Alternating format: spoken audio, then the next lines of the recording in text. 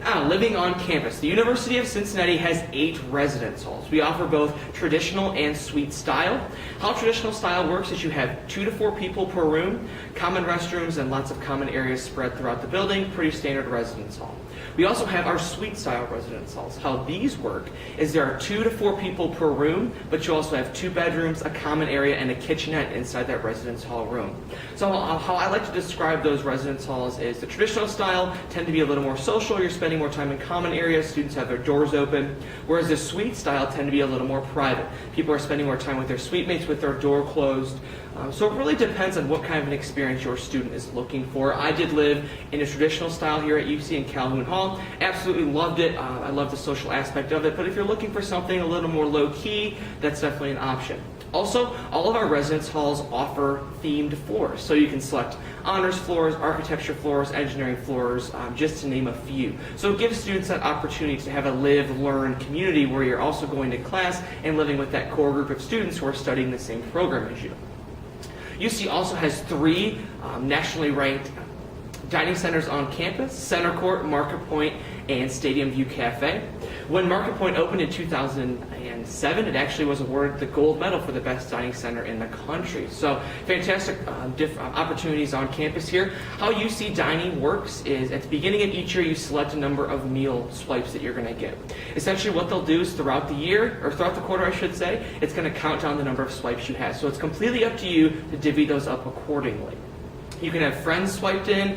You can go in there, stay as long as you like. You can eat breakfast 3 times if you want to do that. It's completely up to you how you want to use your swipes, which is very convenient for students. Once you get inside the dining centers, there are taste stations, 7 to 8 per dining center. What you'll do then is each station has their own style of food that day. It could be stir fry. There was lobster tail one night. There's pizza, salad bar, always a cereal bar. And those are going to fluctuate throughout the day. Also, they put those menus online, so if there's a particular kind of food you're looking for, you can feel free to take advantage of that. Now, something they started in 2007 as well is you can actually email recipes to the dining centers. So let's say your mom makes this killer chicken recipe. You can email that in and they'll make that for you. Now, I thought this is ridiculous. There's no way they actually do that. But one day we were in there eating dinner. My friend comes back with some chicken. He goes, "I think this is my mom's recipe." I said, "You're crazy. Absolutely not." We walked up to the cook and he actually said, "Yes, this is one of the emailed recipes." And so we got to eat his mom's chicken that night. So really cool. And I think it also shows that the university is willing to cater to the student. We tailor things to you and give students opportunities to get involved with your university. You're not just here to go to class, sit in the classroom all day. It's about getting involved and taking advantage of everything we can offer. The University of Cincinnati also offers Main Street. If you haven't been to campus since 2005, this is a brand new part here. Essentially what Main Street is the central path through the middle of campus. The idea behind this design was that every college and university is like a small town. And what does every small town have? A Main Street. So off of this central path that you see, you can highlight all the most important buildings. The Tangent University Center, the Stager Student Life Center, where all of our student groups are housed, the Campus Rec Center, athletic facilities, dining centers, residence halls, and a majority of your academic buildings can be hit directly off of this path. So fantastic way through campus. If you do get an opportunity to come down, definitely check it out, and I'm sure that you can go online and see pictures and explanations as well. Last but not least, freshmen may have cars on campus their first year. So fantastic opportunity. We don't charge any fee like some universities just to drive here. You can elect to purchase a parking pass. Those range from $150 to $300 per quarter. Of course, you can do off-street parking, which once again would be completely free of charge. One thing I always do caution students about, however, is if you have a car your first year on campus, you become everybody's best friend at about 2 in the morning when they need groceries. So make sure that if you decide to have a car, to take those extra costs into account, the extra responsibility. In a moment here, we'll go over some of the opportunities of why you would need a car on campus. Being an urban university like UC is, we offer a lot of extra opportunities that wouldn't require you necessarily to have a car. Now, if you decide you did want to live on campus here at the University of Cincinnati, there are a couple of stipulations. First, students who live more than 50 miles away are required to live on campus your first year. So very important to remember that if you do live that far away, you would have to live on campus your first year. If you live within that radius, obviously would not be required. This year, the housing application opens February 1st of 2011. What you'll do is after you confirm to the university through the admissions page, you will then be directed to the housing website. It usually takes between 48 and 72 hours for those systems to talk and have that information put in. What you'll do then is you log on using your central login information, which can be located on One Stop, and you would have that emailed to you as well. What you'll do is log on, and essentially it's a 3-step process. You go through there, you'll select the residence hall you're interested in. You'll put, if you want themed floors, you can select that. You fill out a short questionnaire about whether you smoke, whether you prefer to live with someone who does smoke or does not smoke, and then how late you stay up and how late you sleep in. So trying to give us a better idea of what we're going to be looking at for placing your students. Now, some universities do a Myers-Briggs, other universities do 200 questionnaires. After speaking with housing, they've decided the process they use is the most suitable for that, and no matter how many tests you take, living with someone you can never guarantee you're going to get along. So that's a good thing that you can also mention. Now, after you fill in that application, housing assignments begin going out May 1st. So your students we're not going to hear immediately, so you're probably going to get that question as well. If they wait a little bit, those questions are going to start, those housing assignments will start flowing in towards the confirmation deadline. Now, supporting you, the University of Cincinnati offers dozens of support structures here. Primarily, it's highlighted by the learning communities, which we went over briefly. Also, throughout the first couple of weeks on campus, you're going to have tons of student groups out there encouraging students to join. You're going to have opportunities for students to get involved on campus. You're going to have movies, events, speakers. We have our fall and spring concert every year, really making sure that our students are engaged on campus on top of getting their education.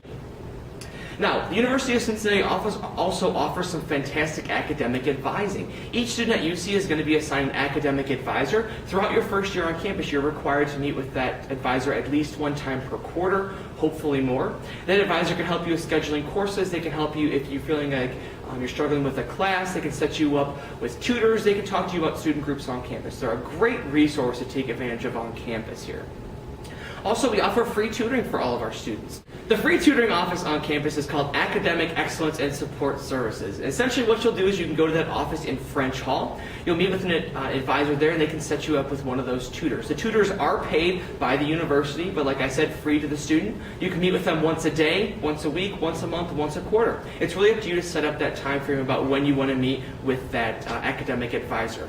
Also, in the colleges, they have students who have taken a course and excelled in it come back into the classroom and will sit and essentially act as student advisors throughout the year as well. So really great opportunities if you are struggling with classes. We also offer a career development center. So when you're getting ready to graduate, if you have no idea what your next step is going to be, you can't find any suitable jobs for you, this is a fantastic service we offer our students. They'll do mock interviews with you, they'll go over your resume, tell you what to cut, what to add, and really package you and your skills as best that you possibly can with what you've done. They'll meet with you one-on-one, and they're a fantastic thing to take advantage of on campus. We also have our Disability Services office located right here in University Pavilion.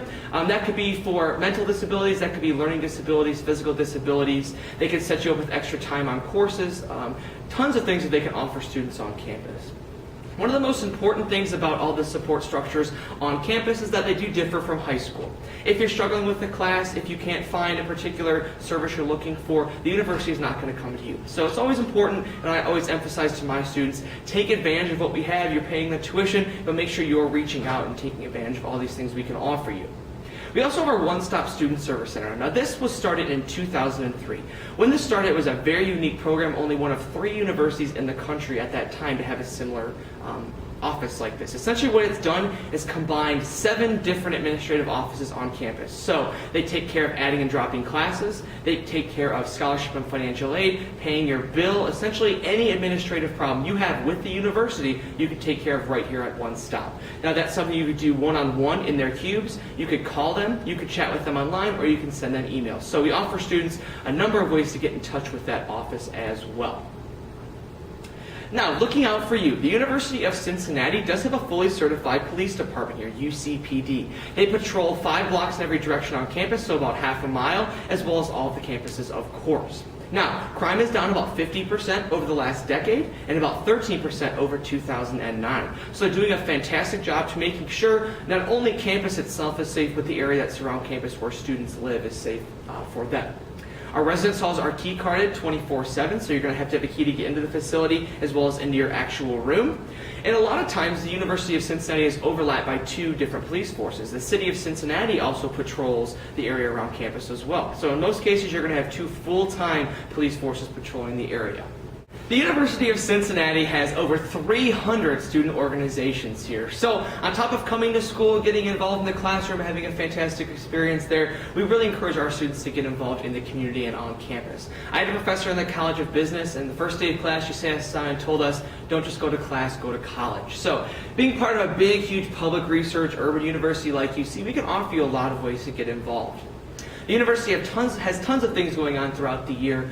Student groups on campus could involve student government, religious organizations, spirit groups. We have a Dance Dance Revolution team. So you can have groups that are very fun, helping just to get involved on campus, or groups that are helping determine policy for the entire university. It's really up to you how you want to get involved here. We have concerts, readings, lectures throughout the year. It was then candidate Obama came and spoke a couple of days before the election in Nippert Stadium. We had our spring concert this year, which was ludicrous, completely free of charge to our students, as well as speakers coming throughout the year, trying to get our students involved and really engaged in campus here. The University of Cincinnati also offers fantastic study abroad opportunities. We go to every continent except Antarctica.